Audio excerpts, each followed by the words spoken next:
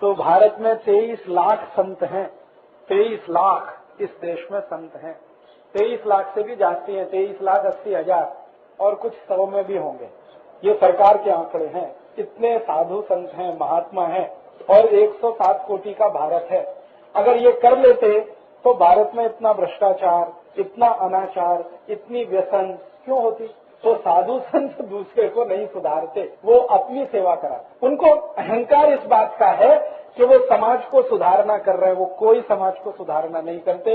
ये बात मैंने बहुत बड़े बड़े संतों को कही है उनके मुंह पर कि आप तो अपनी सेवा करा रहे हैं, आपको अहंकार है कि आप समाज के लिए कर रहे हैं। समाज आपके लिए कर रहा है, आप समाज के लिए कुछ नहीं कर। तो आप में से किसी को साधु होने का नहीं है, ध्यान रखना है। संत भी होने का नहीं है, संत और साधु कहलाने की भी जरूरत नहीं। हम सामाजिक कार्यकर्ता हैं और हमारा स्थान बहुत ऊंचा है, क्योंकि हम समाज में रहते हुए कोशिश कर रहे हैं समाज को मदद करने की, अपना भी कल्याण कर रहे हैं दूसरे का। और ये जो साधु संत होते हैं वो हिमालय में चले जाते हैं, वो अपनी तपस्या करके अपना कल्याण करते हैं, देश का नहीं। तो इसलिए मैंने आपको कहा कि अगर आपने घर बनाया है, परिवार बनाया है, पत्नी है, बच्चे हैं, तो कभी भी ध्यान में ये नहीं लाना कि छोड़ के जाने का। कोई कुछ नहीं कर पाता। मैंने बड़े बड़े संतों को देखा है जिन्होंने घर छोड़ दिया, वो और परेशान है। हाँ, तो मैं कहता हूँ नहीं छोड़ते तो अच्छा था, क्योंकि इधर से भी गए उधर से भी गए, दोनों तरफ से गए। तो इसलिए मैं आपको ये कहता हूँ कि आपने घर बसाया, परिवार बसाया, घर संसार चलाते हैं, दुकान चलाते हैं, बिजनेस करते हैं, धंधा करते हैं, सर्विस करते हैं, खेती करते हैं, जो करते हैं वो ईमानदारी से करते करते ये करने का है। उसको छोड़ छाड़ कर कुछ जास्ती करेंगे, ये कभी नहीं करेंगे। ये आपका जो अध्यक्ष है ना, ये बहुत बार मुझे कहते हैं राजीव भाई नौकरी छोड़ने का है। मैं कहता हूँ बिल्कुल नहीं छोड़ने का। पूछो इनको कितनी बार बोला है कि मैं नौकरी छोड़ता हूँ, अभी अगले साल संपूर्ण काम करता हूँ। मैं बार बार एक ही बात कहता हूँ कि नहीं छोड़ने का, क्योंकि मैं जानता हूँ जिन्होंने सब छोड़कर काम किया बहुत परेशान हो। इसलिए समाज के बीच में रह के हमें करना है, परिवार के बीच रह के करना है। और अगर आप परिवार समाज में रह के करते हैं तो बहुत तारीफ की बात है। सब छोड़ के तो आपके पास कुछ है ही नहीं करने को, तो यही करेंगे और क्या करेंगे। जब भी सब करते हुए करेंगे तो तारीफ की बात। और या तो एक दूसरी स्थिति कि घर परिवार बसाने का ही नहीं, शुरू से तय कर लिया कि हमको यही करने का है, तो उसमें दुविधा नहीं रहती। दुविधा तब आती है जब आपने घर परिवार बसा लिया, फिर आप सोचते हैं कि इसको छोड़कर हम निकले तो बड़ा काम होगा, जास्ती क्रांति होगी, जल्दी होगी। ऐसा कुछ होता नहीं। क्रांति जब होगी तब होगी। हाँ, वो तो मैंने आपसे कहा जल्दी होने वाली नहीं है, जब होगी तब होगी, लेकिन घर आपके हाथ से जाएगा। आप असंतुष्ट रहेंगे, दूसरे लोग भी आपको देखकर असंतुष्ट बनेंगे, क्योंकि वो कोई आदर्श स्थिति नहीं होती है। आदर्श स्थिति जो है ना, वो यही है कि हम समाज के बीच में रहकर ये सब करें। और मैं बड़े उदाहरण आपको देता हूँ, अब आपको जल्दी समझ में।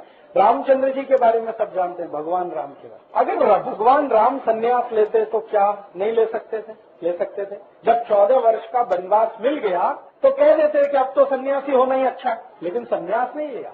वनवास में भी सन्यास नहीं लिया, पत्नी को साथ लेके गए। वो चाहते तो सीता को कहते जाओ, अभी तुम्हारा मेरा क्या लेना देना, तुम तुम्हारे घर चली जाओ, पिताजी के पास जाओ, दूसरी शादी कर लो, कुछ कर लो, मैं तो अब गया 14 साल के लिए वनवास।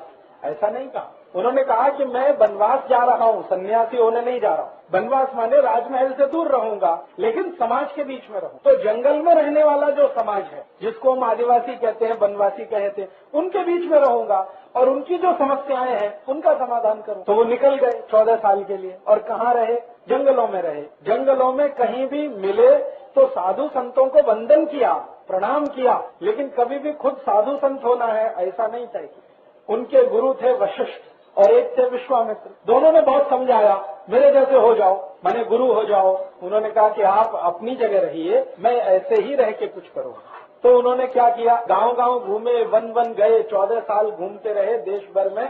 जहां जो समस्या मिली उसको समाज के लोगों की मदद से हल किया। कोई भी समस्या मिली, उस समस्या को हल करने के लिए अयोध्या से कुछ नहीं मंगाया, अपने राज्य से कुछ नहीं मंगाया, न सेना मंगाई, न पैसे मंगाए, न बंदूक मंगाई, न तीर कमान मंगाया।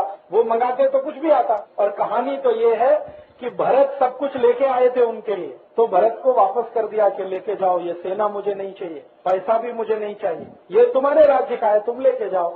मैं तो जिस समाज में हूँ इसी में रह के सब करने वाला। अगर पैसे की जरूरत पड़ेगी तो ये समाज मुझे देगा। सेना की जरूरत पड़ेगी तो ये समाज काम करेगा। मुझे अयोध्या की सेना से कुछ करने का नहीं है। ये बहुत बड़ी सीख है हमारे लिए। मतलब जहां हम हैं उसी समाज की मदद से हमें करना है। सेंट्रल गवर्नमेंट से कोई फंड आएगा, बंडा तात्या हमको कुछ पैसा भेजेंगे या सचिन शिंदे कहीं से फंड इकट्ठा करके भेजेंगे, तो ये होने वाला नहीं है। हाँ, आप हैं वहीं रहते हुए उनके बीच से संसाधन इकट्ठे करते हुए आपको काम करना। राम के जीवन से तो ये सीखने की आवश्यकता। उन्होंने तो पूरी जिंदगी गांव गांव वन वन घूम घूम के समस्याओं का और उस समय में समस्या सबसे बड़ी ये थी कि जो दुष्ट लोग थे, राक्षस प्रवृत्ति के, वो संत लोगों को परेशान करते थे। ये सबसे बड़ी समस्या थी। राम ने सबको मारा और मरवाया, लेकिन किसी को भी मारने के लिए अयोध्या से सेना नहीं बुलाई, अयोध्या से धनुष तीर नहीं मंगाए, हथियार नहीं मंगाए, अस्त्र शस्त्र नहीं मंगाए। जो भी किया उन्होंने वो उन लोगों के बीच में रह के किया। ये तो बड़ी बात है। समाज के बीच में रहकर समाज का काम करो तो उसमें से रास्ते निकलते हैं और उद्देश्य पूर्ति होती है। समाज छोड़कर अगर निकल गए तो कोई समाज काम आप नहीं कर सकते। आप अपना काम जरूर करवाएंगे समाज से। मैंने कहा आप अपनी सेवा कराएंगे, समाज की सेवा आप नहीं कर पाएंगे। तो ये तो बहुत आवश्यक गुण है। मैंने आपसे कहा कि घर बनाया, परिवार बनाया, माने आप समाज में आए।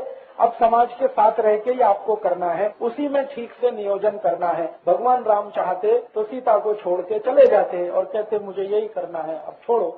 हम तो उनसे सीखे। 14 साल रखा साथ में, दुख हुआ, सुख हुआ, तकलीफ हुई, जो भी हुई, लेकिन वो साथ में रहकर ही सब किया हुआ। आप भी अपने मन में से ये निकाल देना कभी भी, क्योंकि कभी कभी कुछ कार्यकर्ता मुझे खत लिख देते और फोन भी कर देते हैं, राजीव भाई घर छोड़ दूं क्या, घर में पटता नहीं, बीवी मना करती है, मैं ये करना चाहता हूँ, झगड़ा होता है, अभी क्या करने का। तो मैं उसको कहता हूँ कि व्यसन मुक्ति का काम बंद करने का, पहले घर का काम करने का। क्योंकि जो बताया है घर, तो पहले उसको चलाना। जब भी ठीक से घर का काम होने लगेगा तो व्यसन मुक्ति का भी होने लगेगा। घर छोड़ के, परिवार छोड़ के, आई बाबा को छोड़ के, पत्नी बच्चों को छोड़कर कुछ करना हो, ये तो बिल्कुल सोचने का नहीं। फिर अभी